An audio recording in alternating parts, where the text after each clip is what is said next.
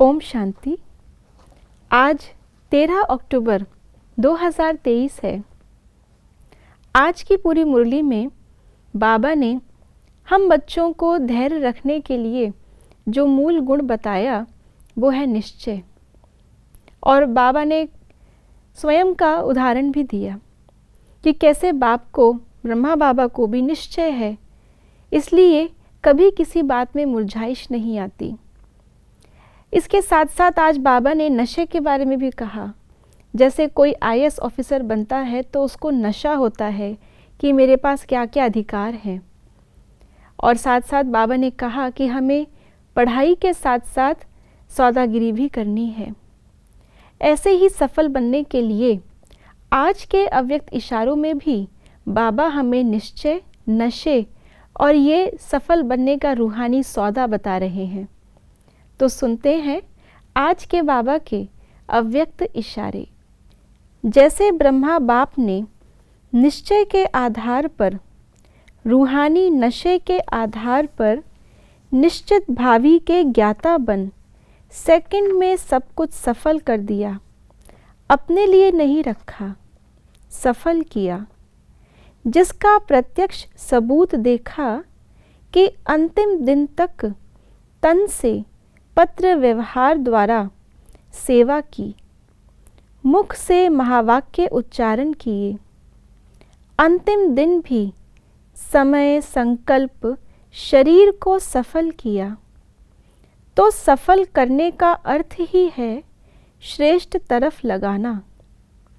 ऐसे जो सफल करते हैं उन्हें सफलता स्वतः प्राप्त होती है। तो आज बाबा ने सफल करने की हमें परिभाषा बताई है।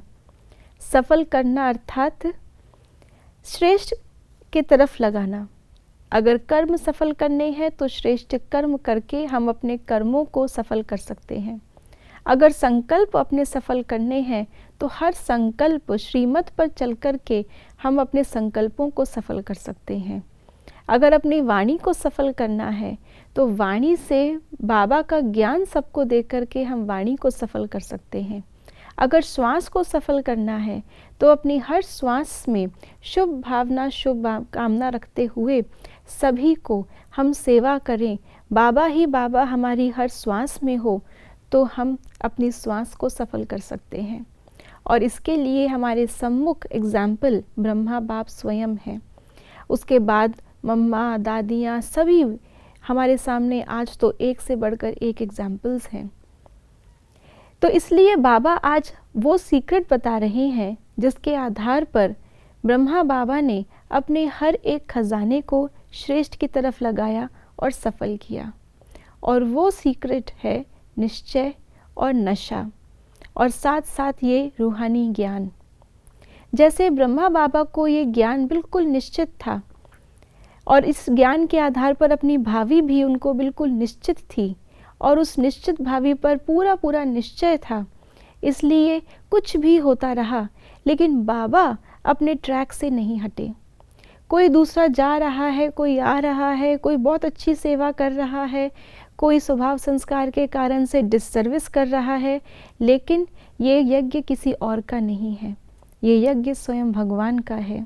जो भी आ रहा है अपने कर्मों द्वारा अपना ही भाग्य बना रहा है या बना हुआ भाग्य गवा रहा है। इसलिए किसी और चीज़ की परवाह नहीं करके इस पढ़ाई के आधार पर बाबा ने निश्चय से अपनी श्रेष्ठ भावी बनाई, और साथ साथ उसका रूहानी नशा भी था कि हम क्या बनने वाले हैं। तो वही ज्ञान हमें भी मिल रहा है, वही सब बातें बाबा हमें भी बता रहे हैं। हम भी अगर उन बातों को केवल ज्ञान के रूप से नहीं लेकिन अनुभव के रूप से अगर हम उनको अनुभव करें तो हमें भी वही निश्चय और वो नशा रह सकता है जो हमारे हर खजाने को इस संगम पर सफल बनाए, अर्थात श्रेष्ठ की तरफ लगाए। ओम शांति।